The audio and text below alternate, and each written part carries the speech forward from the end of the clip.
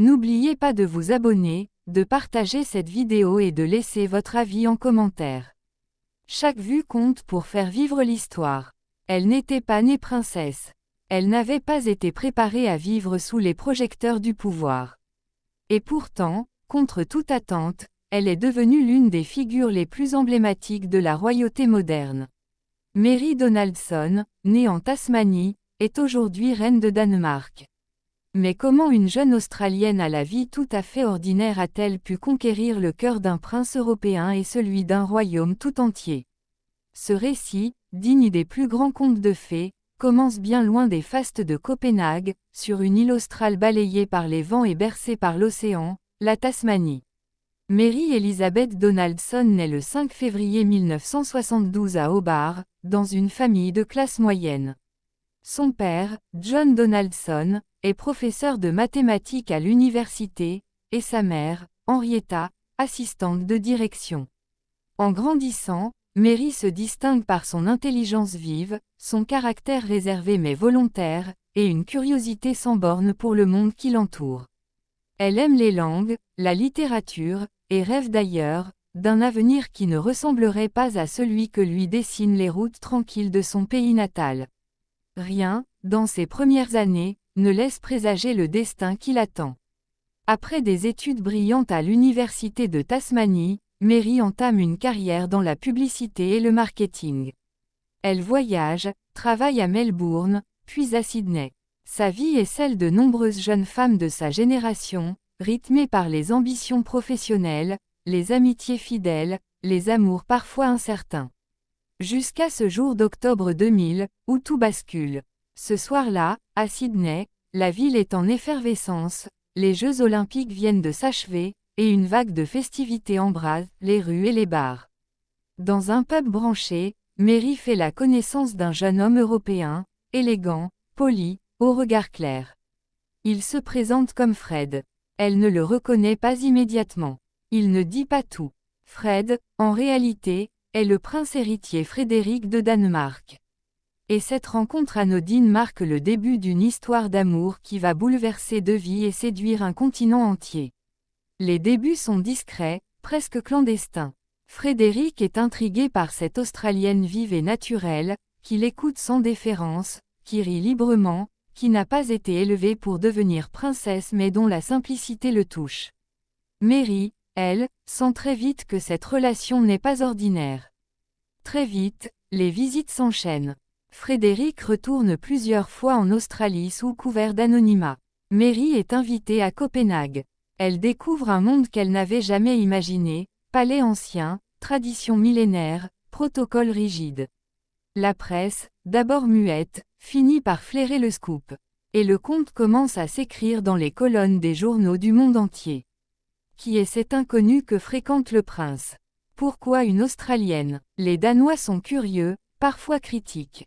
Mais Mary apprend vite. Elle se plonge dans l'histoire du Danemark, apprend la langue danoise avec une discipline de fer, s'imprègne des coutumes locales, des enjeux politiques, des attentes liées à son rôle futur.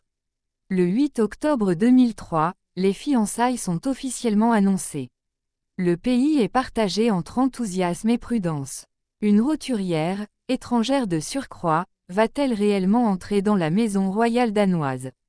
Pourtant, le 14 mai 2004, à la cathédrale de Copenhague, devant des milliers de Danois émus et des millions de téléspectateurs, Mary Donaldson devient Son Altesse royale la princesse héritière de Danemark.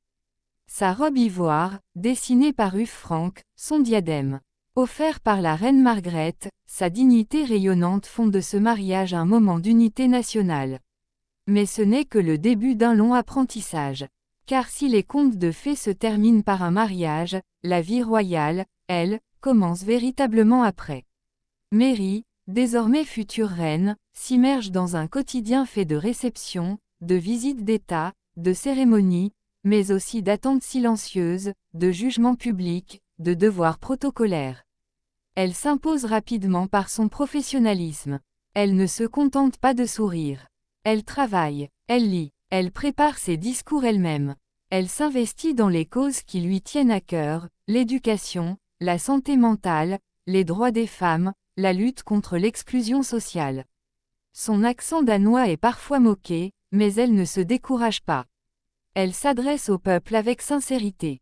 Elle refuse les faux-semblants. Elle ose parler de sujets difficiles.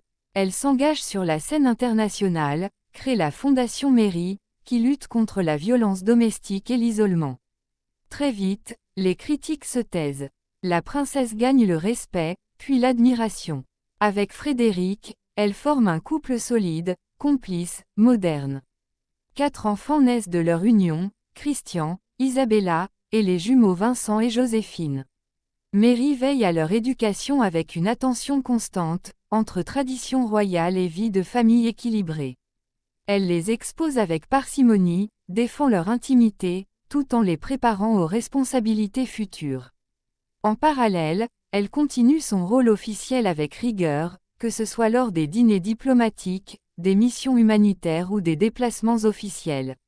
La reine Margrethe II, figure historique du Danemark, observe avec fierté la transformation de sa belle-fille. À ses côtés, Mary devient peu à peu une reine en devenir. Et lorsque Margrethe abdique le 14 janvier 2024, après plus de 52 ans de règne, c'est tout naturellement que Frédéric et Mary accèdent au trône. Le Danemark célèbre alors l'intronisation de ses nouveaux souverains, saluant l'élégance discrète de Mary, son sourire franc, son courage tranquille. Reine consort, Mary incarne une royauté moderne, inclusive, proche du peuple. Elle n'est ni distante, ni inaccessible. Elle visite les hôpitaux, les écoles, les centres sociaux. Elle parle aux jeunes, écoute les anciens. Elle connaît les noms de ceux qu'elle rencontre. Elle pose les bonnes questions. Et surtout, elle ne joue pas un rôle. Elle est restée Mary, tout en devenant majesté. À l'étranger, elle fascine. En Europe, elle est citée en exemple. En Australie, elle est une fierté nationale. À l'ONU, elle intervient régulièrement sur les enjeux de santé publique et d'égalité. Le Danemark, petit royaume du Nord, voit en elle un visage capable de rayonner au-delà des frontières, sans renier les traditions qui font son identité. Ce parcours exceptionnel n'a pas été sans obstacle. La presse, parfois cruelle, a tenté de déstabiliser le couple. Des rumeurs ont couru sur Frédéric, sur les tensions au sein de la famille royale. Mary a tenu bon. Elle n'a jamais répondu par la polémique. Elle a continué, toujours, avec constance, humilité et dignité.